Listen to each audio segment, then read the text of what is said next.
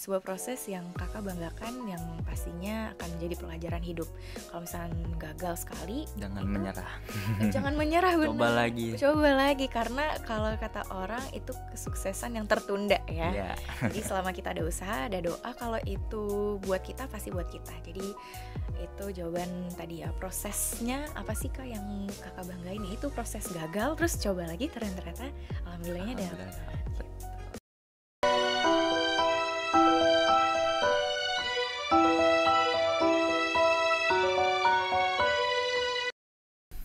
Assalamualaikum warahmatullahi wabarakatuh. Waalaikumsalam warahmatullahi wabarakatuh. Makan ketoprak jangan lupa pakai kerupuknya. Cakep. Aduh lupa. Ulangi. Aku nggak Ulangi. ngomong cakep deh. Makan ketoprak jangan lupa pakai kerupuknya. Bapak, Ibu, kawan-kawan semuanya, apa kabarnya? Semoga dalam lindungan Allah Subhanahu wa taala. Amin ya rabbal alamin.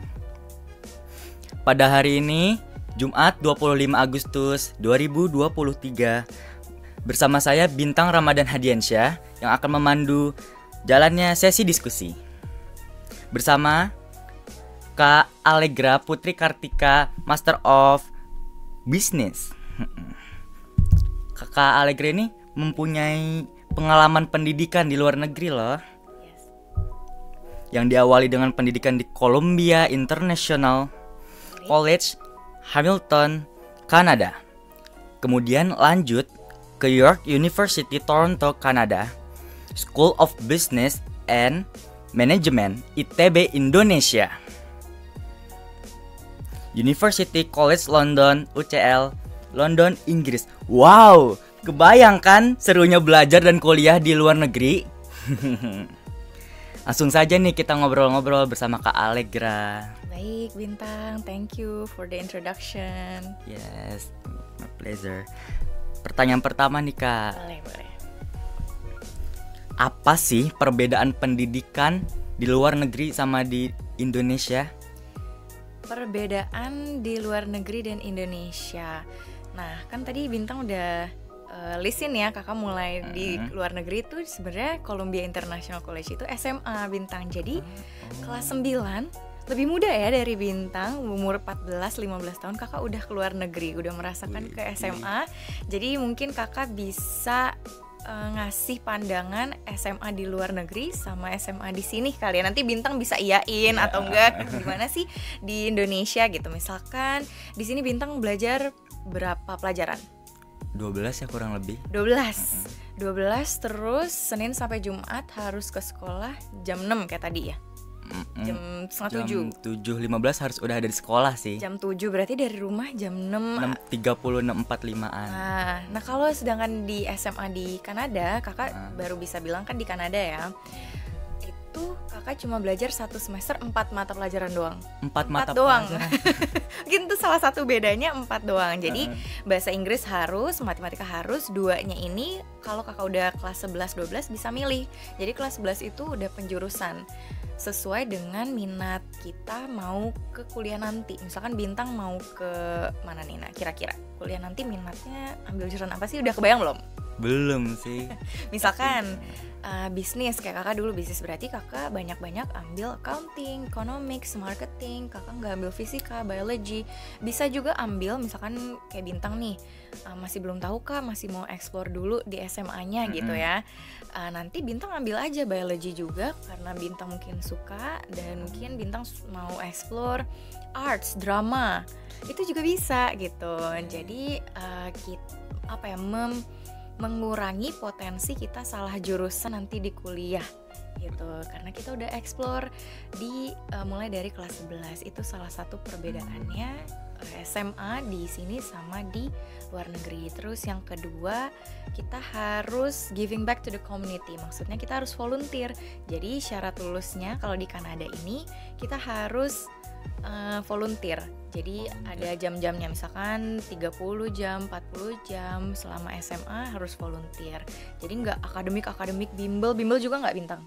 Bimbel cuman les aja sih, matematika. Nah, les matematika kalau di sana itu udah ada tutornya. Kalau misalnya kita butuh apa nih susah dikasih PR sama guru, susah. Kita nanti pas break, pas lunch time kah, atau pas setelah sekolah, sebelum sekolah kita ada tutornya di sekolah atau di asrama gitu. Nah, sedangkan waktu lainnya kita harus volunteer, kita harus banyakin ekskul, volunteer misalkan ke panti asuhan, ke panti jompo, ataupun kita jadi tutor untuk teman-teman kita itu juga bisa gitu. Jadi nggak akademik terus, tapi hal-hal sosial pun juga dilihat kalau di luar negeri. Kalau kuliah misalkan Bintang di US, Kanada S1 itu nggak ada skripsi. Jadi setelah mata kuliah selesai diantar tes, ya udah lulus gitu. Asalkan setiap mata pelajaran lulus. Itu sih beda-bedanya. Dari di sini sama beda di luar negeri ya. Tapi ya plus minusnya pasti ada ya. Tinggal milih aja. Oke deh. Lanjut pertanyaan kedua ya. Boleh. Pertanyaan kedua. Apa sih atau siapa yang membuat kakak tuh terinspirasi untuk berjuang menempuh pendidikan di luar negeri itu apa? Siapa? Bagaimana? Kalau siapanya mungkin belum ke siapanya, karena pada saat itu umur 14 tahun. Apa sih yang anak 14 tahun tahu? Kita paling nonton film, sering nonton film, sering nonton atau video games ya. Teman kakak kan enggak suka video games, paling nonton film luar. Drakor juga waktu zaman kakak belum ya belum kan? Ada maksudnya ya? ada, tapi kayak mungkin nggak sehit sekarang yang banyak anak mudanya gitu. Jadi kalau misalnya kita nonton film, lucu ya lihat bule-bule sekolah luar negeri pakai kayak bis kuning, itu kan yang school bus kuning, terus pakai sekolah baju uniformnya keren juga gitu, ada vestnya, ada apa. Nah pas kakak lihat-lihat brosur, adalah itu bus kuning, terus anak-anaknya tuh pakai seragam lucu-lucu bagus gitu ya, kayak vest, pakai rok, pakai ada celana juga. Makanya kayak di film nih. Jadi itu sih sebenarnya kalau inspirasi anak SMP taunya apa sih, nggak kayak mungkin sekarang kan banyak nih tokoh-tokoh inspiratif ya, misalnya siapa yang tokoh inspiratif yang juga keluar negeri kan banyak ya. Ya kayak Jerome Pauline, terus kalau cewek mungkin Maudy Ayunda gitu. Sekarang kan banyak. Nah zaman kakak dulu mah belum sehit sekarang gitu. Jadi inspirasinya ya itu lucu ya. Ada bus kuning, school bus, aku mau kayak gitu. Mungkin pada saat itu kayak gitu aja ngertinya. Oke. Lanjut pertanyaan berikutnya ya kak. Apa sih proses yang kakak banggain pas kakak tuh menempuh pendidikan yang kakak paling bangga? Proses yang atau momen? Proses, momen atau gimana? Prosesnya? Boleh yang deh. Kakak pelajari. Momen. Oke. Momen. Kita mulai dari momen apa pada saat kakak di luar negeri yang kakak kayak bangga banget? Iya, bangga. Adalah pas kelulusan atau wisuda graduation di SMA, itu kakak jadi valedictorian. Valedictorian itu apa kak? Valedictorian itu kayak ngasih speech, jadi perwakilan dari siswa. Ngasih speech ke depannya, ngasih motivasi ya, speech kelulusan wisuda. Kalau di sini apa ya, perwakilan siswa buat pidato. Itu kan dipilih ya, di vote. Misalkan dia aktif OSIS, kalau di sini aktif OSIS, terus juga dia akademiknya juga bagus. Jadi yang mewakili siswa kayak di sini siswa teladannya ya. Nah kayak gitu. Nah kakak terpilih pada saat kelulusan SMA di Columbia International College gitu. Ada di YouTube-nya, masih inget. Dan itu aja kan udah bangga ya. Oh aku jadi perwakilan nih untuk batch kelulusan pada saat tahun itu, tahun 2013 Juni. Terus kita ngasih speech, yang speechnya tuh masih ditulis apa ya, aku akan ngomong apa gitu ya. Terus kita latihan sama ada gurunya, latihan. Dilatih sendiri, bukan otodidak? Dilatih. Nah itu yang mungkin salah satu bakat yang kakak dapatkan ya, yang kakak berproses itu pada saat di luar negeri itu salah satunya public speaking, karena kayak mengharuskan gitu loh kalau kita di kelas tuh harus aktif, berani bertanya gitu. Sekarang udah mulai ya di Indonesia dengan kurikulum yang baru ya. Sering presentasi Sering di depan presentasi kelas. depan kelas, benar. Mulai dari situ. Jadi latihan, kita punya speechnya tuh waktu itu sangat inspiratif ya. Jadi misalkan itu kan kayak sending message untuk para teman yang lulus juga nih, setelah ini kita kuliah loh teman-teman, segala macam. Jadi banyak dari kepala sekolah, kepala yayasan, guru-guru bilang kalau that's the best speech after like 20 years that I've heard gitu. Jadi di situ kayak wah masa sih? Jadi di situ momen kayak oh di sini loh aku prestasinya. Jadi untuk motivasi juga nantinya ke universitas dan selanjutnya. Mungkin itu kalau ngomongin momen yang membanggakan so far kalau misalnya kita di luar negeri. Terus kalau kita ngomongin proses apa yang dibanggakan, mungkin S2 yang sekarang Bintang, kan sekarang kakak juga lagi S2. Oh, kakak lagi belajar S2 nih sekarang di University College London di UCL.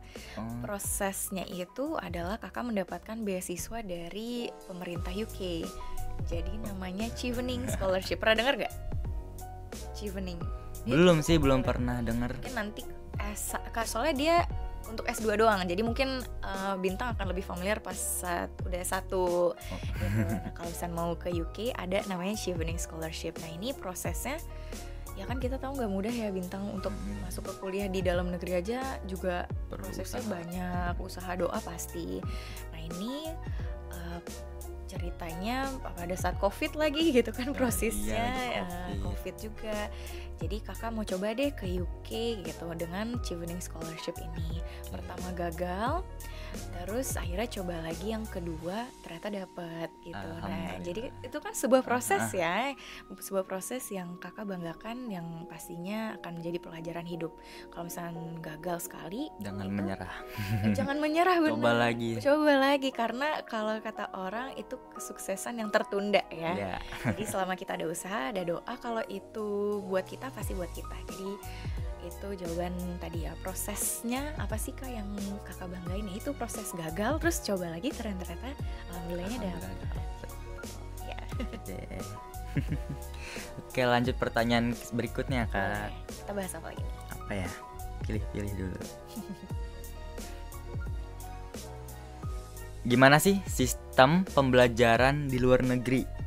Sistemnya tuh kayak gimana pembelajaran? Sistem mungkin tadi kakak udah bahas sedikit kan. Kalau SMA, even di US, di Australia, UK juga kayak gitu ya. Sistemnya ada, kita bisa memilih pelajaran. Kayak misalkan di Cambridge pun level di sekolah-sekolah internasional di Indonesia kan gitu, ada proses memilihnya gitu. Jadi nggak kayak di sini yang kurikulum yang K13 kita harus semuanya nih dipelajarin ya.